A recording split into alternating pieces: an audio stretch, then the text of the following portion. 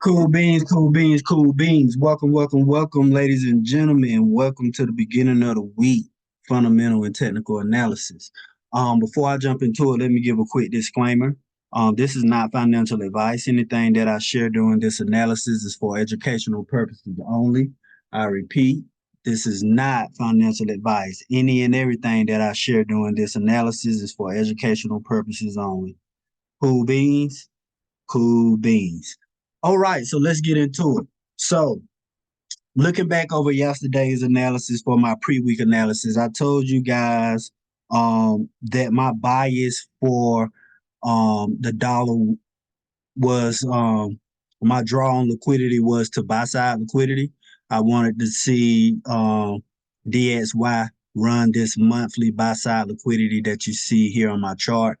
We reached up there today. We reached, but as you can see, we still closing below the consequent encroachment of um, these weekly PD arrays here, right?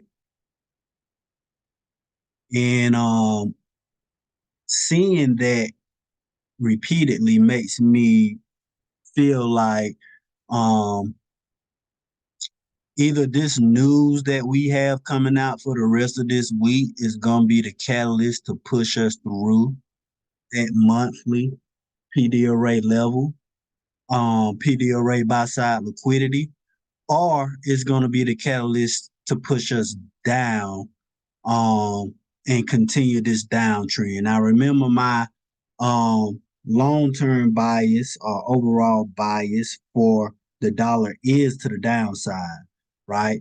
But I did want to see us take out this monthly buy side liquidity before we continue to the downside.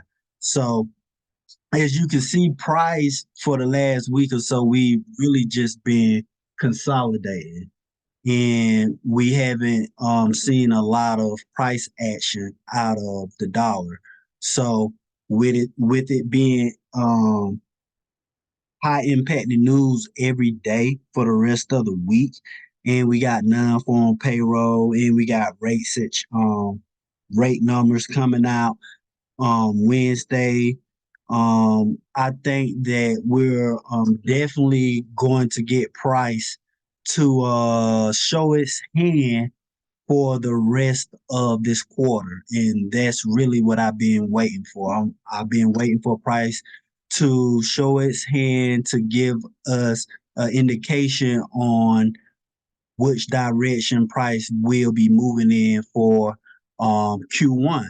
And so today I took a quick scout um, on ES for buy because we did not get the pullback that I wanted to see in futures, and we didn't get that upward push that I wanted to see here on the dollar.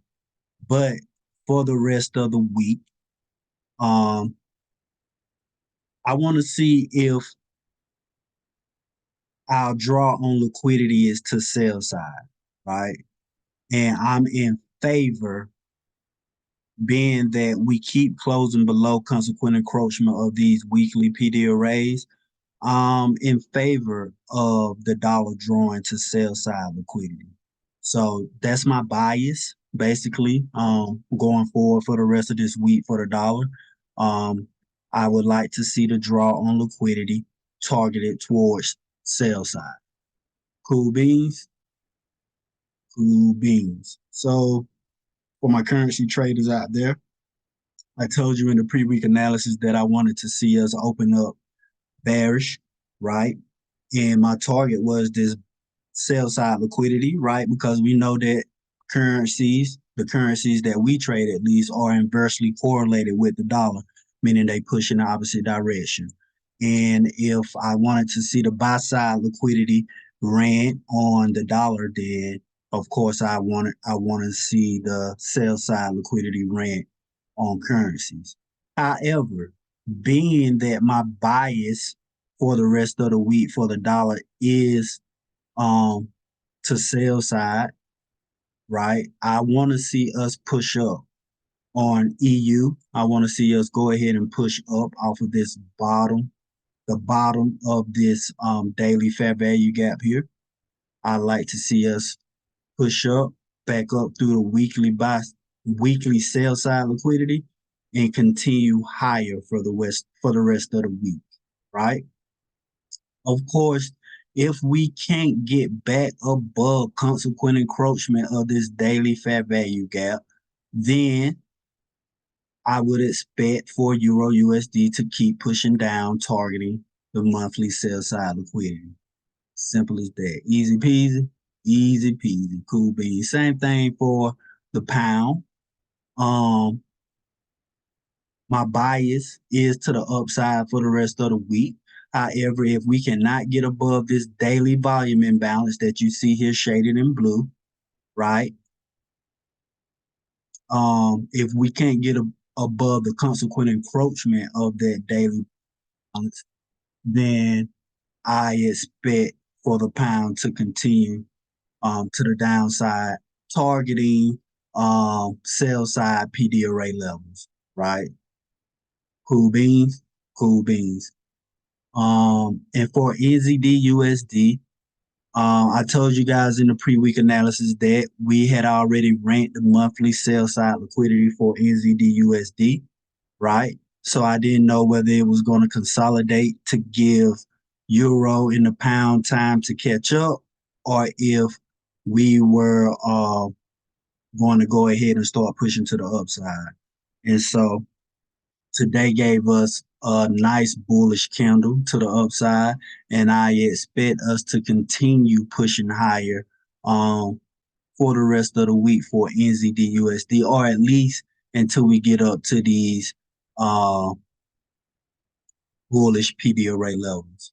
Cool beans? Cool beans. Moving on to futures, looking at ES.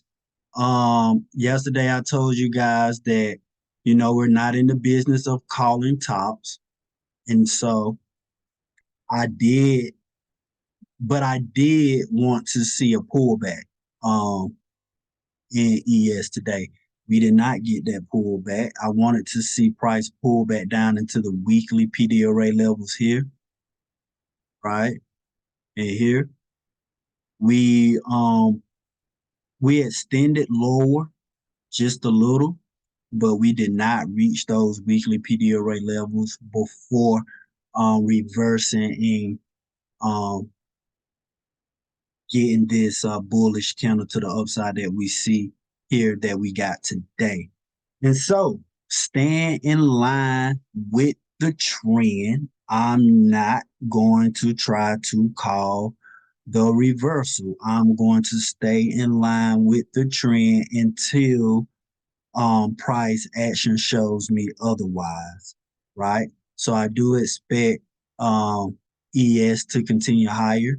The only way I will get on the sell side of things is if we break below.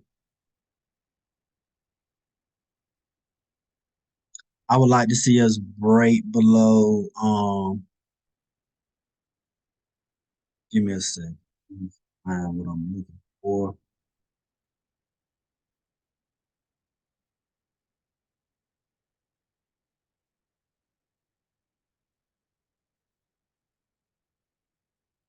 Yeah, we would need to break below this swing low, right?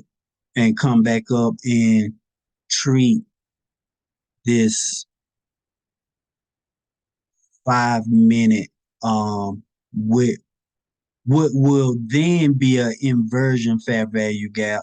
Treat that as a resistance to continue lower. Then I will, start looking for sell setups um, using the 2022 model, right? Or smart money reversals um, to start targeting sell side liquidity, right? But for now, price is extremely bullish, obviously trending bullish since October the 27th. And I'm not going to try to call that reversal. As we all know, the trend is your friend. So As long as we continue to make higher highs and higher lows, I'm going to be on the side of higher price targets. Cool beans, cool beans. Same thing for NQ. Same thing for NQ. Um, I expect us to take out this high at 17,793.5, right? And in order for me to start looking for sale opportunities, I would need to see us get below. For NQ, I see this hourly volume imbalance right here. I would like to see us get below there and something like this, get below there, come back, use that volume imbalance as a resistance to continue lower to start targeting sell side liquidity. Simple as that. Cool beans? Cool beans. So that will conclude the beginning of the week technical analysis. At this time, I'll pass it over to Carmen so she can give us that sauce with the fundamental analysis. Cool beans. It is all yours, Carmen. Give me 1 second. All right, it's all yours, Carmen. All right. So before I start talking about all the negative stuff that's going on in the news, figured I'd talk about something positive first. So, a lot of people talk about frequencies and one thing that's like super interesting that I actually got a chance to see like with my own eyes and not just with one person, but it's like multiple people in studying. I think we talked about it before. It's like mirror neurons in the brain. So like when you see somebody doing something, you kind of mirror it. So it's not just actions, it's a person's voice as well. Your brain picks up on a person's voice. So the lower the frequency, meaning like the deeper a person's voice, the more calm a person is. The higher the frequency, the more anxious, the more agitated, the more heightened in behavior a person tends to be. So, when men are talking, your brain tends to fire slower. You tend to be calmer. You tend to be more receptive to deeper voice. But if a man raises his voice or if his pitch goes up, if you know that male, then it causes a little bit of anxiety and heightened behavior. So, um, anyway, I thought that was very interesting. So I wanted to share that.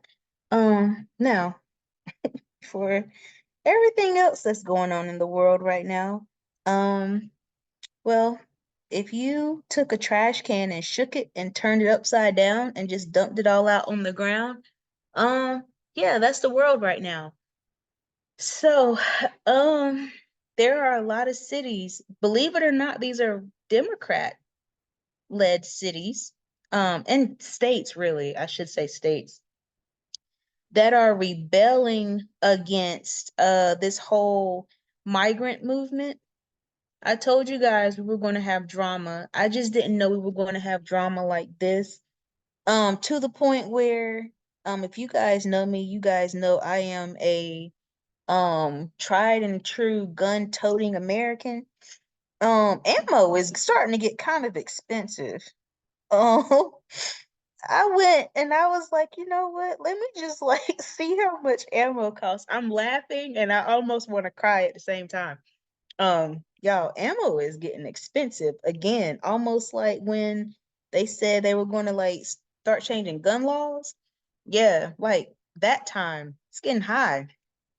Um, right now there are currently um underground groups. You can find these underground groups between Discord, Reddit, um you know, pick a forum site. I'm pretty sure you'll be able to find them somewhere that are talking about taking ships at the border, talking about hunting down the people who are actually housing these people. It's getting real. There are, and this is not hearsay. This isn't like I'm making this up. Like I know this for a fact. Like I know people who they make money doing this. Now, there's like a whole method to bringing people to the US. Like it's crazy. Um, After the recording, we can talk more. It's crazy. There are a lot of cities in the United States right now that are hurting to the point where, for example, in New York City, they have food drives, donation centers where New York City citizens can go get in line and get food to help supplement whatever benefits, whatever services, whatever income they have. You now have these citizens of New York, and I'm talking about the whole state, not just the city now, who cannot get food to help supplement themselves. The stuff that we pay into taxes for citizens to get these benefits, yeah, they're not getting it. So I don't know if many of you know, but there are multiple cities, multiple states that have said, okay, look, we're going to bring in migrants. We're going to put them up in hotels. We're going to feed them. We're going to clothe them. We're going to give them money. Yes, kids and all. They're now starting to kick these people out of the hotels. They're now starting to put these people out on the streets. Now these people are starting to commit crimes to get the things that they need. Obviously, you see where the problem lies. The other interesting thing is, back to guns, if you look at the states that have the most strict gun laws, where are they busing and sending migrants to? And when I say they, I mean the government. The government is busing people from ICE camps in Texas, in Arizona, in New Mexico, to Colorado, to Illinois, to New York. What's the common thread there? Well, when you start, sorry, when you start to look at gun laws, it's very strict about what you can have and who can have what. So the means by which citizens can protect themselves becomes very limited. Of course, you can have the gun illegally, but then do you, as a citizen, do something that's going to cause you to lose your rights as a citizen, defending yourself against a illegal migrant who now has more protections than you do, being a born, bred, tried, true American. Anyway, yeah, that's not going to go away. It's not going away. It's not going away. When I tell you guys it's not going away, it's not going away. This happens every election year. These people get papers. Um, they get papers to drive. They get papers to get jobs legally. What you will also find out what comes with getting papers and getting a driver's license. Oh, you get registered to vote. Anyway, with that being said, because you can pick up what I'm putting down, I'm getting ready to go to the Forex Factory calendar, and we're getting ready to talk about the news because there's a ton, and I mean a ton of news this week. Um, my screen is loading. It'll show in a second. But I'll go ahead and start reading it. Oh, here we go. So tomorrow we have consumer confidence news and we have JOLTS jobs openings. Um, so for me right now, I'm gonna tell you guys when from the beginning of the year until now, yes, it's only been 29 days. Actually, it's been about a month and a half, about 6 or 7 weeks since I gave my 2024 thoughts out the window for jobs. Just scratch everything I said, okay? Because this whole migrant situation changed how I view jobs. Like you guys got to give me until like February or March to even like come up with a rational thought process for jobs at this point in time, because unemployment claims and jobs at this point in time are not going to line up. They're just flat out not going to line up anymore. Why? Because you have to have gone through a period of something. Like there's a criteria you have to meet in order to file for unemployment claims. But you're going to have those people who come, they get their papers. I'm doing air quote papers. They get their papers and then they go get jobs. So you're going to see unemployment claims not really change, but you're going to see jobs created and jobs filled, jobs created, jobs filled. But we're also at this point in time where only certain sectors are hiring people. Those jobs where you would have a well-educated, highly skilled person to be able to fill that job, those sectors aren't in a hiring mode right now. They're kind of standing still because they're like, well, we just really want to see what's going to happen. Most companies tend not to make major moves in an election year because you're wanting to see what's going to happen, what kind of regulation is going to impact you, because you don't want to expand your company into a state that is then going to flip, and then that leader says, you know what, we're going to put a corporate tax on all international businesses that are here. And now you get stuck paying an extra 18% just because you expanded and you didn't wait until after an election. So those are the kind of thought processes that are going on now. As far as consumer confidence, the the news that I just told you about, a lot of people are not happy. I mean, when you have about 1 million people heading to the border to post up with trailers of weapons, listen, you talking about an unsafe situation and you're talking about a lot of unhappy people. Consumer confidence starts to wane when you start talking about jobs going to non-Americans, when you start to talk about benefits being expanded, when you start to talk about a lack of housing, a lack of jobs, a lack of increase in pay, a lack of benefits, consumer confidence wanes. Yeah, you can talk about, oh, inflation's going down, pricing is stabilizing, but when people's pay is not increasing, and when you start to look at videos and when you get ready to walk into, let's say, Target, and now you can't buy an item because it's behind glass, because you have mobs of people, including the group of people I just mentioned, that would just run up in the store, grab 3 bags full of stuff and run out. And now they're locking up everything. Yeah, you feel like, okay, what kind of America is this? The confidence in the citizens is not strong. Granted, this consumer confidence number, I would have to actually go back and see when they start measuring the number. But it should have crossed over at least Christmas. Yeah, it should have crossed over at least Christmas. So we'll see. Because you have to think about what confidence was like back then. I don't have a good feeling for consumer confidence going into the summer.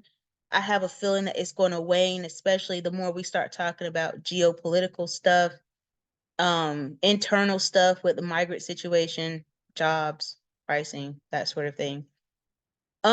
Wednesday, I told you guys this was a news heavy week. We have NFP this week, but not only do we have NFP and the preliminary stuff, but we also have a Fed press conference on Wednesday. So if everything else wasn't already enough, we have our preliminary job number, we have employment cost, which is super important. This is going to be quarter over quarter. So this is just pretty much going to tell us how expensive it is to have workers. So we'll look at that. We will look at Fed numbers when the Fed releases rates. I highly doubt Fed is going to change rates. If anything, we might go down about 25 basis points or 0.25%. Most likely kind of like staying the same, stagnant for right now. Um, Then, of course, the actual statement and then the press conference 30 minutes after. So, sorry.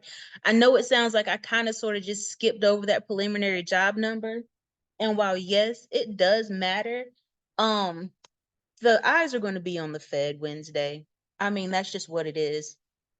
Um, so we'll definitely take a look at all of this news that's coming out on Wednesday, but like I said, the focus is going to be on the Fed. We'll pay attention to what Jerome Powell has to say because that's also going to set the tone for what businesses decide to do, what lenders decide to do, what real estate developers decide to do, because that rate is going to start impacting all markets and trickling down.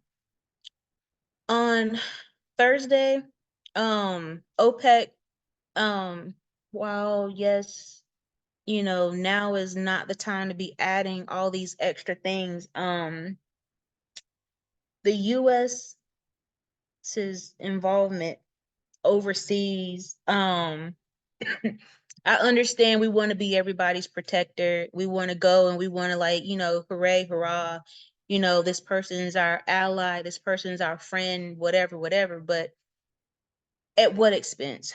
At what cost? Because, if if you and your best friend are hanging out and your best friend sees a house that's on fire and your best friend sees parts of the house falling down and decides to run in the house to go see if anybody's in there, are you going to run behind them? You can call out to them. You can maybe chase them to a certain point in time and try to stop them. But if they keep going, that's you. Sorry, I'm not chasing you, but for so far. And whatever happens, I'm sorry. Like you were my home dog, but you bad decisions. Um, we have to think about those things as a country because we have allies, but it's also a business, and there's also citizens that have to live with the repercussions, where it's a tariff, attacks that happen here. I mean, Biden wants to pull up the barbed wire. We're pretty much just opening the borders. Who knows who's coming in and what their intentions are? Um, you never know. So you're ticking off people, but you don't know what's going to come at you later because of it. Because sometimes think about how people get mad. People get mad and they let stuff build up and build up and build up, and then they explode and they just get mad. Um, just something to take into consideration. But with OPEC, um, a lot of those countries that are OPEC nations, even the junior, the minority members of OPEC, they include Russia and they include the United States at that point in time. A lot of them in this meeting, especially, don't get along, don't like the interest of the other countries. So you are going to have some issues that arise in countries that have different interests. The US wants to do for everybody and have free reign. Russia is like, no, we're going to meter how much oil we send out. Like, we're not just going to keep pumping and pumping and pumping. Saudi Arabia, we're not just going to keep pumping oil. We're going to like do this at a method. The United States is like, quit trying to control oil prices. Why are you trying to flood the market with oil? Like, what's the problem here? When you start looking at the dollar and you start looking at how oil is bought and sold, then you can see the US is using oil as a leverage to keep the dollar pumped up because BRICS now has like 27 members. BRICS is like the BRICS nation who's trying to create like their own side currency and do business outside of the US dollar. So the US is having some issues right now, which is why now you hear this huge push for crypto. Because why? Guess what? BRICS, they want their own side currency. They want like a traditional monetary system, but not necessarily digital. The US is like, crypto, let's go, let's do it. It's like, kind of obvious now that, you're just really pushing, trying to do something to just spite and get at these other countries. And it's like, who's going to get the upper hand first? And it's going to be whichever group can have the most people. Right now, it's BRICS. If you look at the amount of citizens alone that live in India, is about a seventh to a sixth of the whole world's population. There's a lot of people between China, India, and Russia. If you add all their population, it's about a little more than half of the world's population in those three countries alone. So the US knows that as far as the number of people putting into the system, it's losing ground. So you got to do something that's going to make you exclusive, but that could also put the US out on the island by itself. We'll talk about that more on Wednesday. Unemployment claims. I talked about unemployment claims a little bit earlier. Right now, my thought process about unemployment claims, yes, you could potentially have Americans getting hired in certain sectors, but for the most part, the sectors that most middle Americans who make up the majority of unemployment claim numbers fall into are not hiring like that. And if they are hiring, they're hiring, but for wages that are undesirable. And if they hire for lower wages, the benefits aren't great, or if the benefits are great, the wages aren't great. So that's where that the employment index costs or cost index number is going to come into play. So we'll look at all of that once all these numbers come out. ISM manufacturing. So obviously, businesses need to put out product. They need to function well in order to get out product for people to buy. The problem that you start running into with businesses right now is that you do have those stores companies are afraid to go back into. Sorry, you have cities that certain companies don't want to be in anymore because their rate of theft is so high. So if you're losing money there, how do you recoup money? Yeah, you can file an insurance claim, but then you're more likely to just say, you know what, I don't want to put my product there anymore. I've already lost XYZ in revenue. I have to make that up somehow because a lot of these companies have obligations to shareholders who want to see an increase in business, profitability, revenue, so on and so forth. So they're going to increase prices. So that's that dynamic that happens when you see people running in the store, filling up a bag and running out. Just know there's going to be a tax on the responsible citizens for that. That shows up sometimes in ISM manufacturing, in either the amount that they produce or in the cost. Um, so we'll look at that Friday. And then Friday, ooh, you have NFP. So obviously, well, I shouldn't say obviously. For those who don't know what NFP is, it's like the official government job number. Um, so it includes wages, it includes the employment change, number of jobs created or lost, and the unemployment rate, the rate of unemployment. So we'll look at that. Obviously, for the Fed, that's going to be something that they will look at, take into consideration whenever they look at not only the stability of the economy, but also how likely the economy is to continue to move forward. That's why job numbers are so important. Job numbers are like the engine. You need a well run, a well working machine to kind of keep the economy going. If jobs aren't there, if people aren't working, if they aren't making a livable wage, then you're less likely to have an economy that is going to grow and move forward because people aren't making the money. So they're going to be less likely to spend, they're going to hoard their money, or they're going to start paying off debt. If you look at the current, I think we'll look at it Wednesday. But if you look at the current money supply, so the Fed, the Treasury actually go through and look at how much money in a collective way people have in their account. So they'll say, hey, Bank of America, Wells Fargo, Fifth Third, how much do you have in consumer deposits? They'll say, we have $300 billion. Okay, that's $300 billion that's sitting in customer accounts. Then the next month, hey, same banks, how much money do you have in consumer deposits? And they'll say, oh, we have 200 billion.